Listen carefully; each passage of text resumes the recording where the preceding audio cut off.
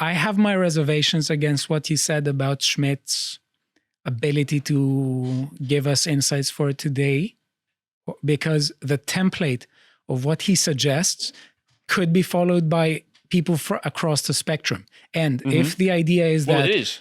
Yeah, but the point is that if his point is that if your defense of him is that he has this value that capitalist society and the liberal order create inhumane states where, for instance, things like nature are not valued, or things like community, well, we could have a Schmittian environmentalist who would say it's a state of emergency. We have global warming. Therefore, you could have Greta Thunberg being the sovereign authority, based precisely on this rationale. Greta Thunberg would be vested with sovereign authority on Schmittian lines, and she would say it's a state of emergency, so we should suspend the legal order.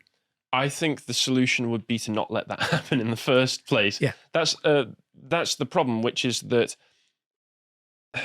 the fact of the matter is we can have these discussions in the same way that he complains about, but whether or not we try and come to some moderating principle that we can operate and apply universally, other people aren't going to do that. It's the same reason that, for instance, I don't think that Ancapistan would work, because you can have your own little community over here.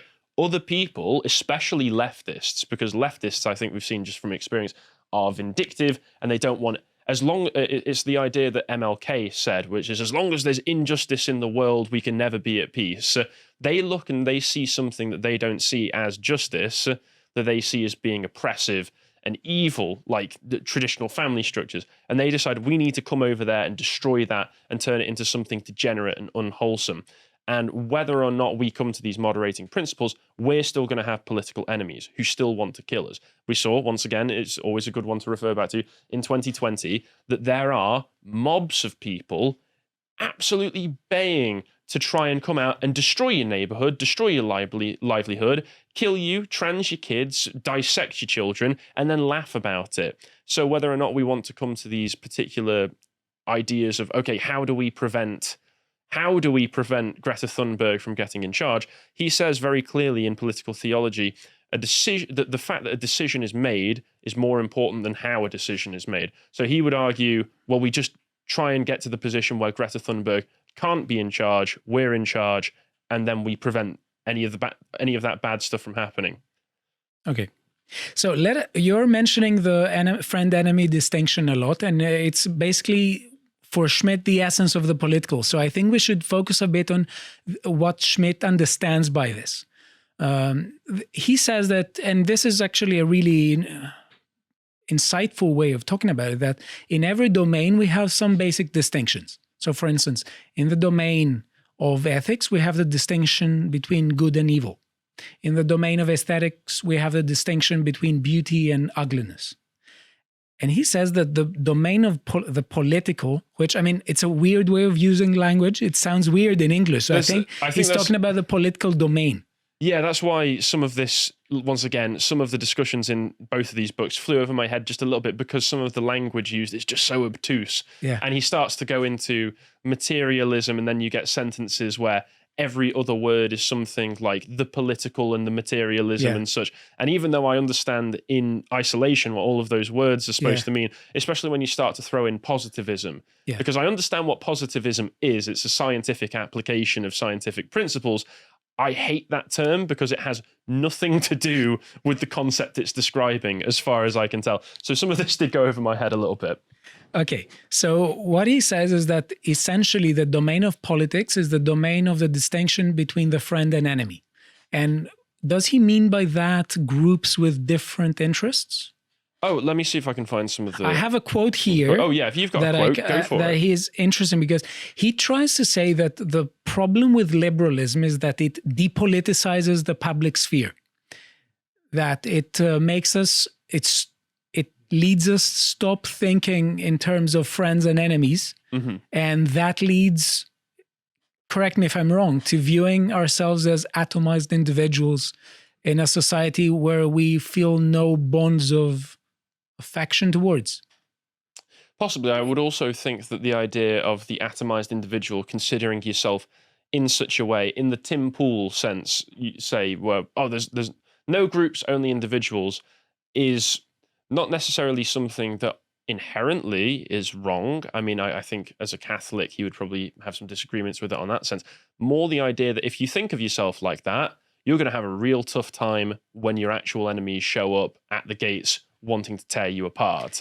And the liberal temperament would be to compromise, to try to compromise with people that would not want to compromise with with you. people who want to kill you. I think that's one of the big things that I got from reading this, which is, as much as it would be nice to live in an idealized world where this doesn't happen, he is examining just kind of, obviously he has his own biases, his own political preferences and such, but he is examining the world in a much more realistic way than a lot of people do, which is why the left has really fundamentally absorbed, and I don't think they even need to read Schmitt to absorb it. They know that we are not their friends. They know that we have a worldview that is completely antithetical to theirs, and therefore they basically want to kill us for it. Just as it stands right now, some of the legal systems are in the way to prevent them from doing it outright. But if they could, I mean, just look at Portland.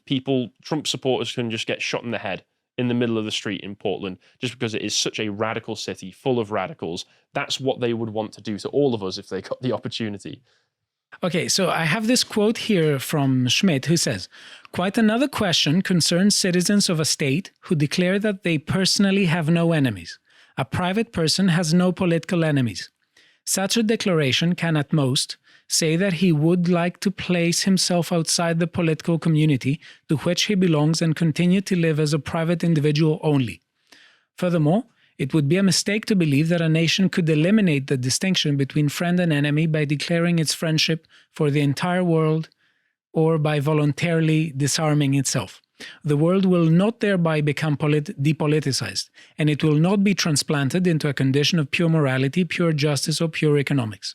If a people is afraid of the trials and risks implied by existing in the sphere of politics, then another people will appear which will assume these trials by protecting it against foreign enemies and thereby taking over political rule. The protector then decides who the enemy is by virtue of the eternal relation of protection and obedience." You like this quote? I think it's a very accurate quote, and it's something he elaborates on a lot at the end of the concept of the political, which I think is just, I really wish it wasn't the case, but it does seem to be the sad truth of it, which is we are engaged in the global arms race. As much as we don't want to be, we are. If we decided to disarm ourselves, some other country would just see us as easy pickings in that sense, in that situation. So this constant arming up and getting to the next level of military development seems to be a kind of dialectic that we're trapped in, just because as soon as one country improves all of their military gear, the next country has to do so, because if there is a conflict, they have to be prepared for it. And I really wish that wasn't the case, but that does seem to be what we're living in right now. And I don't think Schmitt is happy about that situation. In the same way that in Concept of the Political, he also talks about the idea of the total state, that being the friend-enemy distinction spilling out into every single sphere of life. He seems to really not want that, and to be able to try and confine that to the realm of just the political domain as you're talking about.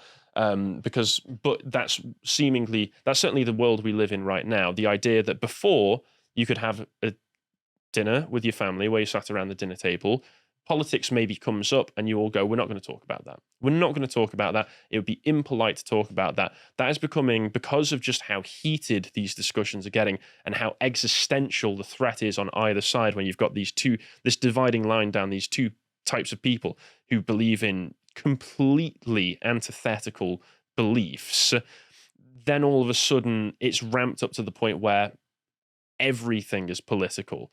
Everything has to be included in this conversation. You can't escape it. You can have your own friends. I've had friends who were communists, and on a personal level, they're friends with me, but I knew if it came down to a political matter, the two of us would end up at different sides of this dividing line. And sadly, in the past, I was able to maintain my friendship with them on the personal level, but as the conversation has heated up, as it's ramped up, all of a sudden they've decided they don't want to spend time with me anymore. The same applies for me. I think we've all experienced it, and it's sad. And I don't think that Schmitt wants the total state to exist. And I think that's why, in a kind of contradictory way, he wants the dictator to sweep away the massive politicization of everything in life. Hence why, for instance, like I said, if I was given the opportunity to be in total power, dictator Harry arrives, I would sweep away all the diversity and equity departments. I would sweep away all of the woke nonsense that's in university, because as much as the centralization of power in myself would be something that understandably would be something to be concerned about, and we probably want to sort that out later on, that in a sense would kind of be a depoliticization of those institutions, or at least depoliticizing them as they exist right now. Yes. So the important thing to notice here is the idea of the liberal individual as having, in a sense, no community, because if the liberal individual or the person of a liberal persuasion does not see things in terms of a friends and enemy distinction, they basically just say, well, there is no group that I would defend if need be. And is there a problem with economic liberalism, let's say, in that it may lead some people to think only in terms of their wallet and only in terms of money and what is economically good for them, and put their economic interest above any other form of interest, such as, belonging into their nation? I have already pointed out the prime example of this, but Tom Harwood, I think, is the go-to example for people who have allowed that kind of purely economic calculus to rot their sense of place and sense of belonging. I think the economic precepts that have been espoused by liberalism, for the most part, are fine. I believe in a high trust society where we would be able to go about our business without having to have massive government regulation of everything. But I even think there have been studies done that show that if you think like an economist in your day-to-day life, you're going to act in a more selfish manner. Yeah. So there is that disconnect that happens if you look at, once again, just looking at the beautiful fields, the beautiful patchwork of fields of Southeast England and going, this would be better if it was a housing estate. To watch the full video, please become a premium member at lotuseaters.com.